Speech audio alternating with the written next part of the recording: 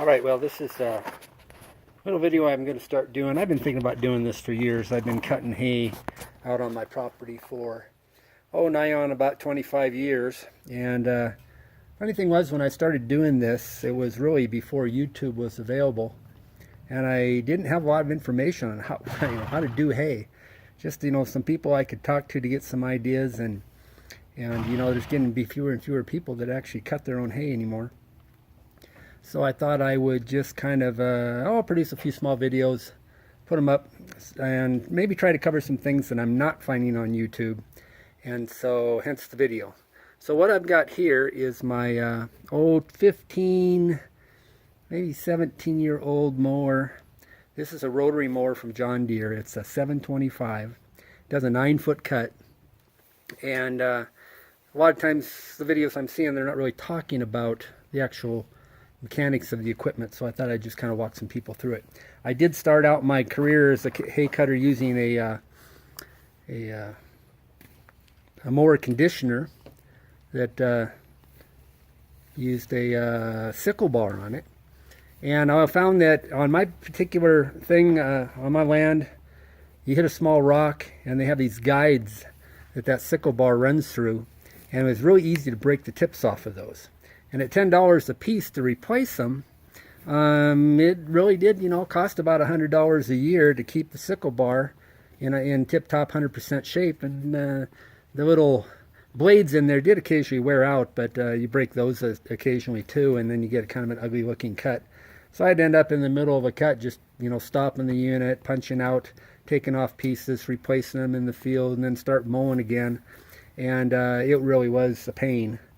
So I don't know if anybody even makes a sickle bar mower anymore, because the rotary mowers, in my opinion, are the way to go. You can cut many times faster, 2, 3, 4 times faster than you can with a sickle bar in comparable fodder, and they've got some unique characteristics. For instance, down here, I'll try to keep the shadow out of the picture. These are the blades that do the cutting, and these spin around. And only this much of the blade right here that's exposed from here to here is actually doing the cutting. And you can see that this is loose. Well, this is by design, because if you do hit a rock or something that this can't cut through, it'll just bend back out of the way until until you just bounce over it, and then the centrifugal force keeps them extended out to do the actual cutting. So it really is nice if you've got small rocks in your field, where before I was breaking the guides for my sickle bar. These just bend out of the way, and as soon as the destruction's out of the way, they just come right straight back and continue to cut. And on this deal here, I've got 7 rotating discs, and they actually rotate counter to each other. So this one is rotating this way, and you can see this one is rotating the opposite way too, and so they'll channel the grass out the back. Now, I don't have any kind of conditioner on this. When this one goes through, it just lays it out flat, which for my type of farming works best for me. I don't think there's anything wrong with doing windrows. In fact, there's a strategic advantage if you want to cut, days upon days upon days, and then go back and start baling after that. The windrow will keep, will dries out really slowly, and it could be 5 or 6, 7 days before that windrow is ready to harvest and bale. And you don't even have to turn it if the conditions are just right.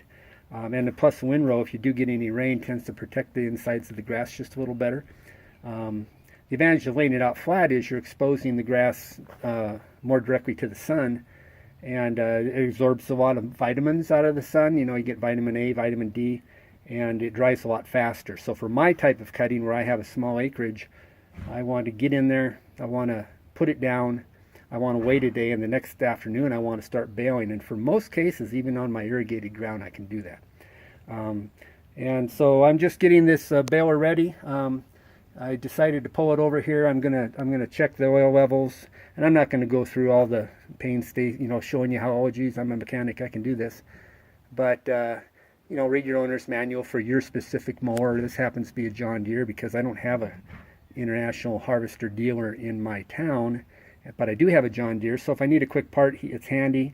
And so I went ahead and went with this. I bought this mower new, and I have not, in the 15 to 17 years I've been doing it, I've cut a minimum of 40 acres of hay, and some years when I do custom cutting, I would cut 200-300 acres of hay. The only maintenance I've ever done is these little blades. In fact, I'm kind of looking at doing some of that now. So if you see this blade here, actually when it's brand new, it looks like this. And as it's going through, it will just wear down.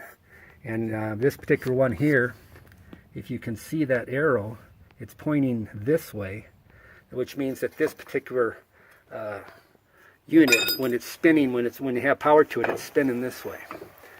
Okay, and so if you look on this one here, you can see there again, that arrow is pointing in the direction of rotation. Now, this blade's actually been flipped once, because you can see this back edge looks like it's fairly well worn. Well, that's because a while back I took this blade, and these are designed where you can use them one way, and after they start to wear down and round off on the tip, you can turn them over and use them for the back side, because they got a cutting edge both ways. And so and they got the arrow on them both ways. And this particular one here is starting to get kind of short. I mean, there's still some life left in it, and I could go a little farther, but you know, from here, from the arrow to the edge of the blade is a little bit more than 1/4 inch. And you can see on this one here, I'm almost up to that arrow. So you know, I've still got some life left in this. I'm going to run this another season and see how it works. But if once the arrow disappears, I normally replace them. And you can see on a lot of these, like here's one that's a lot squarer and a lot newer than the one before. In fact, this one here I probably replaced last year, because you can see that it's, I can't see my screen right now. You can see that it's almost square. And so I'm going to go through, and on the ones that I want to replace, I'll just take these off, replace them, and it's not that big a deal. I think these are about $2 or $3. And so way less expensive, and I can get several seasons out of a set of blades. Unless, used to be I had some really big rocks in my field, and I'd run against those and they'd bend them up a little bit, and there's no way to straighten them. They're too hard of steel to pound back into shape. So I just replace them because it's really not that expensive.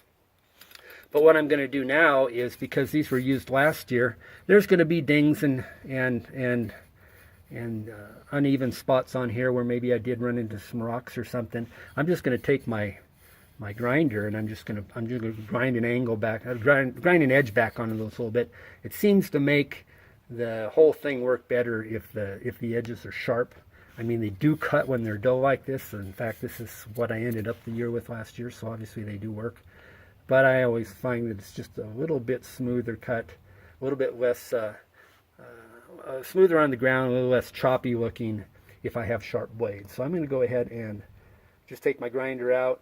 Maybe these ones on, I got an end one over here that I'm probably going to replace because they're looking like they're bending up a little bit.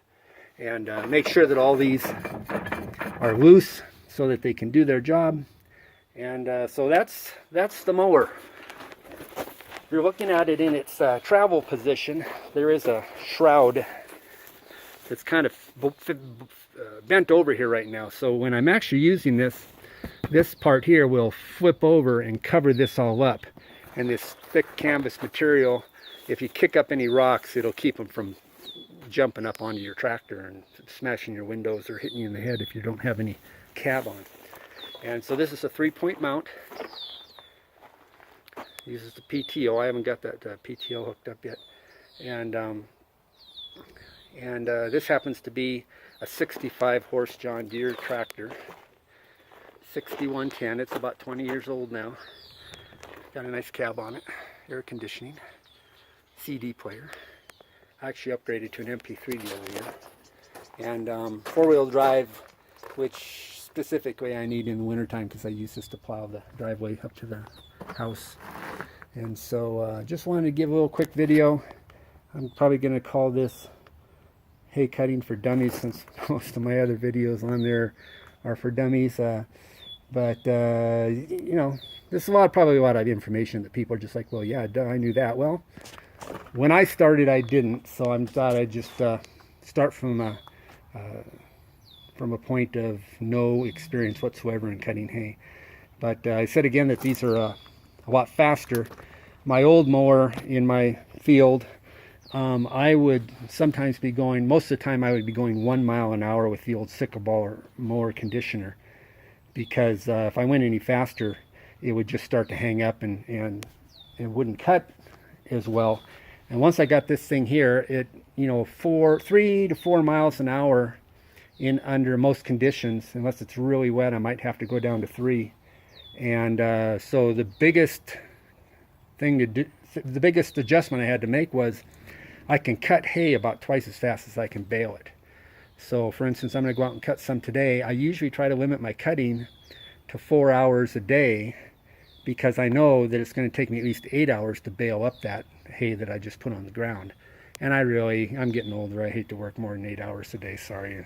It's a gentleman's ranch. It's not a full-time operation. And so we will turn this off for now, and maybe I'm not going to do too much of the videos about showing you how the thing works when you're cutting, because if you want to see that, everybody that has a cutting hay video can show you what they look like when they're cutting hay. But I'll maybe do one in the middle, just to kind of talk about the grass conditions and stuff like that. All right.